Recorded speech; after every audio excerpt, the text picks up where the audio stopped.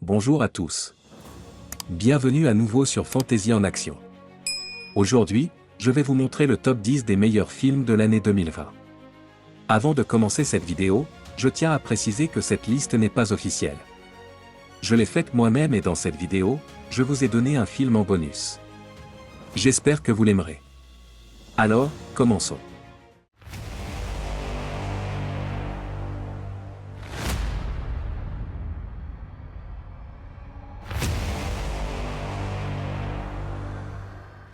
Numéro 10.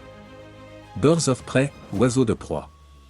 Après sa séparation avec le Joker, Harley Quinn, Margot Robbie, se retrouve seule et sans protection à Gotham City. Elle décide de se réinventer et de se libérer de l'influence toxique du Joker. Harley se met rapidement dans le pétrin lorsqu'elle croise le chemin de Black Mask, Ewan McGregor, un seigneur du crime sadique qui la veut morte. En cherchant à échapper à Black Mask et à ses sbires, Harley découvre que d'autres femmes de Gotham sont également dans la ligne de mire de Black Mask. Cassandra Cain, Ella Basco, une jeune pickpocket, vole par inadvertance un diamant précieux appartenant à Black Mask, ce qui en fait une cible. Harley forme alors une alliance improbable avec Black Canary, Journey Smollett, une chanteuse de club et combattante de rue, contre Mary-Elizabeth Winstead. Une justicière vengeresse, et Renée Montoya, Rosie Perez, une détective déterminée à nettoyer les rues de Gotham. Ensemble, elles doivent protéger Cassandra et affronter les dangers de la ville. Birds of Prey célèbre l'émancipation et la solidarité féminine, montrant que les femmes peuvent se soutenir mutuellement et surmonter les obstacles ensemble. Numéro 9. Bloodshot, Ray Garrison, Vin Diesel, un soldat d'élite, est tué lors d'une mission et ramené à la vie par Rising Spirit Technology. Une entreprise de biotechnologie qui utilise des nanites pour réparer son corps et lui donner des capacités surhumaines. Ray devient Bloodshot, un super soldat indestructible capable de se régénérer instantanément. Cependant, il découvre que ses souvenirs ont été manipulés et qu'il est contrôlé par l'entreprise pour exécuter des missions secrètes. Déterminé à découvrir la vérité sur son passé et à se venger de ceux qui l'ont utilisé, Ray se lance dans une quête pour retrouver son identité. Il affronte d'autres super soldats et doit faire face à des révélations choquantes sur sa véritable nature et les intentions de ceux qui l'ont ressuscité. Bloodshot explore les thèmes de l'identité et de la manipulation, montrant que la quête de la vérité et de la justice peut être un chemin difficile mais nécessaire. Numéro 8. Project Power, le pouvoir du projet. Dans un futur proche à la Nouvelle-Orléans, une pilule mystérieuse connue sous le nom de Power confère des super pouvoirs temporaires à quiconque l'ingère. Cependant, les effets de la pilule sont imprévisibles et peuvent être mortels. La ville est plongée dans le chaos alors que des individus cherchent à exploiter ses pouvoirs pour des gains personnels. Jamie Foxx, un ancien soldat, recherche désespérément la source de la pilule pour sauver sa fille kidnappée. Il s'associe avec Robin, Dominique Fishback, une jeune dealeuse de pilules, et Frank, Joseph Gordon-Levitt, un policier déterminé à rétablir l'ordre. Ensemble, ils traquent les créateurs de la pilule et découvrent un complot qui pourrait bouleverser la société. Project Power met en avant les dangers de la quête de pouvoir et l'importance de la responsabilité et de la justice pour protéger la société. Numéro 7. Dolittle. John Dolittle, Robert Downey Jr., un vétérinaire excentrique capable de parler aux animaux, se retire du monde après la mort de sa femme. Il vit en reclus dans son manoir avec ses amis animaux. Cependant, lorsque la jeune reine Victoria tombe gravement malade, Dolittle est contraint de partir en quête d'un remède légendaire sur une île mythique. Accompagné de ses amis animaux, en chemin, ils affrontent des pirates, des créatures fantastiques et des dangers naturels. Dolittle redécouvre son courage et son esprit d'aventure tout en apprenant à surmonter ses peurs et ses regrets. Dolittle célèbre la résilience, l'amitié et l'importance de surmonter ses peurs pour aider les autres. Numéro 6. Spencer Confidential, Spencer, confidentiel. Spencer, Mark Wahlberg, un ancien policier de Boston, sort de prison après avoir purgé une peine pour avoir agressé son supérieur corrompu. Il emménage avec son mentor Henry, Alan Arkin, et son nouveau colocataire Hook, Winston Duke, un combattant MMA aspirant. Lorsque son ancien supérieur est assassiné, Spencer décide de mener sa propre enquête pour découvrir la vérité. Avec l'aide de Hook et de sa petite amie Sissy, Elisa Schlesinger, Spencer met au jour un réseau de corruption au sein de la police de Boston et du crime organisé. Ils affrontent des criminels dangereux et des policiers corrompus, mettant leur vie en danger pour rétablir la justice. Ce pensée confidentielle met en avant l'importance de la justice et de la lutte contre la corruption, même face à des obstacles personnels. Numéro 5.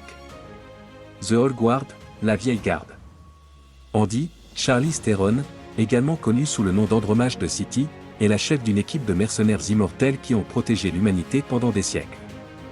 Leur immortalité est un secret bien gardé, mais lorsqu'une nouvelle immortelle, Neil, Kiki-Len, fait surface, leur existence est menacée. L'équipe doit protéger Neil tout en luttant contre une entreprise pharmaceutique dirigée par Stephen Merrick, Harry Mellon, qui cherche à capturer et à exploiter leur pouvoir pour développer de nouveaux médicaments. Andy et ses compagnons immortels doivent utiliser toutes leurs compétences et leur expérience pour protéger leurs secrets et sauver l'humanité. The Old Guard explore les thèmes de l'immortalité, de la responsabilité et de la lutte pour le bien commun, montrant que même les immortels ont des devoirs envers l'humanité. Numéro 4. Enola Holmes. Enola Holmes, Millie Bobby Brown, la sœur cadette de Sherlock Holmes, Henry Cavill, découvre que sa mère Euphoria, Helena Bonham Carter, a disparu. Refusant d'être envoyée en pensionnat par ses frères Sherlock et Mycroft, Sam Claflin, Enola s'enfuit à Londres pour retrouver sa mère. En chemin, elle rencontre le jeune Lord Tewkesbury, Louis Partridge, qui est également en fuite. Enola découvre un complot politique visant à assassiner Tewkesbury et décide de le protéger tout en recherchant sa mère. En utilisant ses compétences de détective, Enola résout des énigmes, déjoue des adversaires et prouve sa valeur en tant que détective indépendante. Enola Holmes célèbre l'indépendance, l'intelligence et la détermination des jeunes femmes, montrant qu'elles peuvent être des héroïnes à part entière. Numéro 3. Extraction. Tyler Rake, Chris Hemsworth, un mercenaire, est engagé par un baron de la drogue indien pour sauver son fils Ovi, Rudraksh Jaiswal, kidnappé par un rival. Tyler se rend à Dhaka, au Bangladesh, pour effectuer l'extraction, mais la mission se complique lorsqu'il est trahi par ceux qui l'ont engagé. Poursuivi par des forces ennemies et des policiers corrompus, Tyler doit protéger Ovi tout en affrontant des souvenirs douloureux de son propre passé.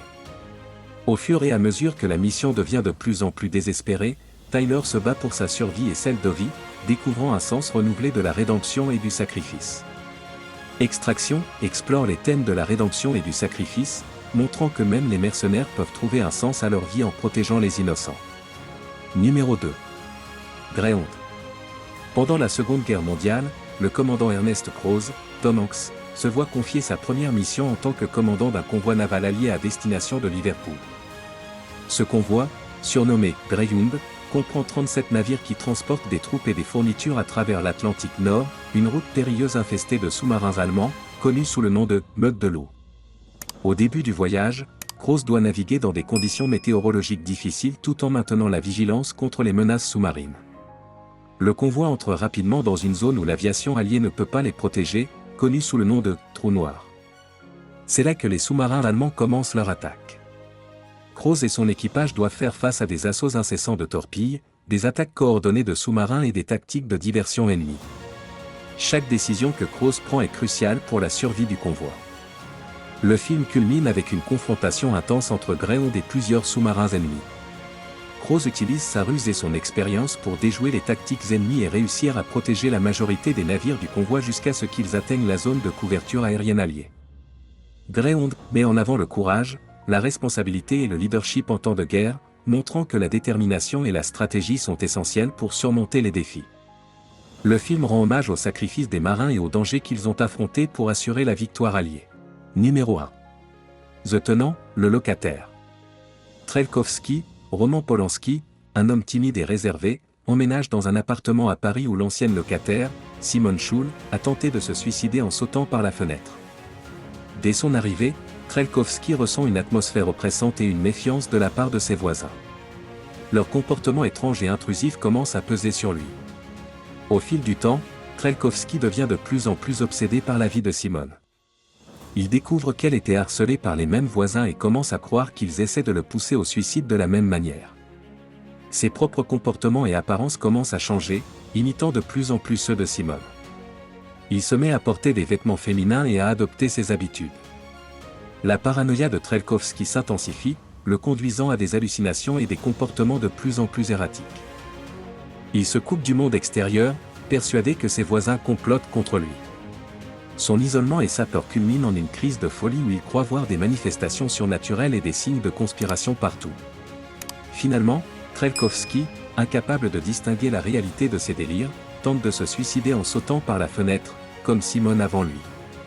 Il survit à la chute, mais son esprit est brisé, laissant entendre que le cycle de paranoïa et de folie est destiné à se répéter. Le film illustre la fragilité de l'esprit humain face à des influences externes néfastes et la difficulté de lutter contre ses propres démons intérieurs. En bonus, Bad Boys for Life, mauvais garçon pour la vie. Les détectives Mike Lowry, Will Smith et Marcus Burnett, Martin Lawrence, sont de retour pour une nouvelle aventure explosive. Mike, toujours adepte de l'action et du danger, continue de poursuivre les criminels avec une ferveur inégalée. Marcus, quant à lui, envisage de prendre sa retraite et de profiter de la vie de famille. Leurs chemins semblent diverger jusqu'à ce qu'un événement tragique les ramène ensemble. Isabelle Arreta, Kate Del Castillo, veuve d'un puissant chef de cartel, s'évade de prison avec l'aide de son fils Armando, Jacob Scipio. Isabelle et Armando jurent de venger la mort de leur mari et père en ciblant ceux qui ont contribué à sa chute, dont Mike Lowry. Armando attaque Mike, le laissant gravement blessé. Cet incident pousse Marcus à sortir de sa retraite pour aider son ami à traquer les responsables. Mike et Marcus, avec l'aide de l'unité d'élite AMO dirigée par Rita, Paola Nunez, se lancent dans une chasse à l'homme à travers Miami et au-delà. Ils découvrent un réseau criminel complexe et font face à de nombreuses menaces mortelles. En chemin, ils sont confrontés à des dilemmes moraux et des révélations personnelles qui mettent à l'épreuve leur amitié et leur loyauté. Le film culmine dans un affrontement intense à Mexico, où Mike et Marcus doivent affronter Isabelle et Armando. Les anciens coéquipiers démontrent que, malgré leur âge et leurs différences, leur esprit de combat et leur détermination restent intacts. Ensemble, ils parviennent à neutraliser les criminels et à rétablir la justice. Bad Boys for Life célèbre l'amitié, la loyauté et la persévérance, montrant que même les héros vieillissants peuvent encore accomplir de grandes choses. Le film souligne également l'importance de la famille et du soutien mutuel dans les moments de crise. J'espère vraiment que ça vous a plu. S'il y a un ou plusieurs films que vous n'avez pas encore vus, n'hésitez pas. Merci d'avoir regardé cet épisode de Fantasy en Action. N'oubliez pas de vous abonner et d'activer la cloche de notification pour ne pas manquer le prochain épisode.